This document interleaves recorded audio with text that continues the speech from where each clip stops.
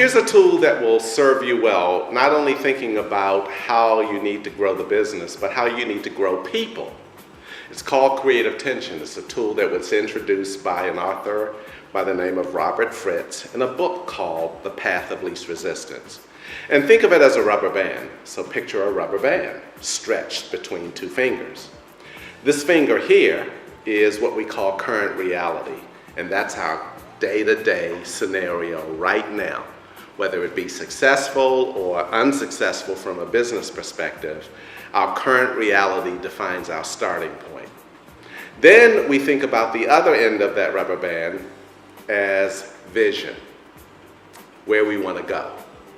Sometimes the current reality is so pressing, so daunting, so consuming that that's all we can focus on, and before you know it, we begin to relax the vision of where we want to go.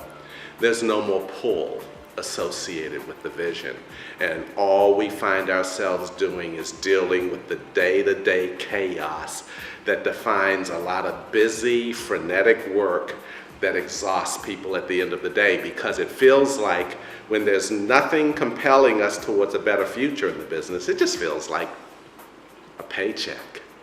It feels like a paycheck is what it is. We come to work, we work very long hours, we're very busy, but it doesn't seem to be getting any better. It's just the same day after week after month after year.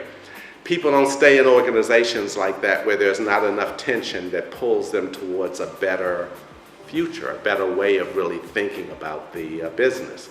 So one of your jobs as a leader is to make sure that there is sufficient stretch between the current reality and the vision, because the only way you're going to get people to move closer to that vision is to stretch it, and it pulls the current reality along and stretch it again. Vision is never achieved in its purest sense because you're always stretching it.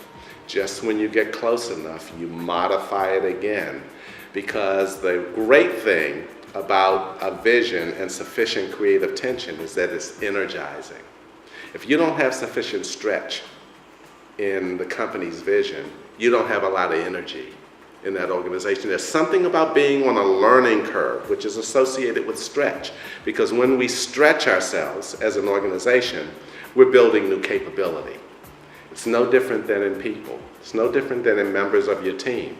So what you want to do is, for everybody that reports to you, you want to think about the degree of stretch that currently defines that person's contribution in their role in the organization. Do you have sufficient stretch around the people who report to you? Everybody's mired down in the current reality in terms of the day-to-day, but have you talked to the people who report to you, and do you know what they want to be doing in 3 years? What capability do they want to develop that's going to put them in a different position, in a different role 3 years from now? People are more likely to stay with the company if they sense that you're growing their capability. And if you're not growing the capability of your team, you're going to lose some very good people, because there's not enough creative tension between where they are now and where they want to be. So whether we're talking about the business and creating sufficient stretch that enables us to continue to move, or whether we're talking about individuals on our teams, creating sufficient stretch that enables them to grow their capability, and for that matter, you yourself as leaders. Do you have sufficient stretch? Are you on a learning curve? Is there a sense of something that you're working towards, you're building greater capability towards? If you aren't stretched sufficiently, chances are your team isn't stretched sufficiently. So creative tension can be used quite personally for members of your team or for the organization.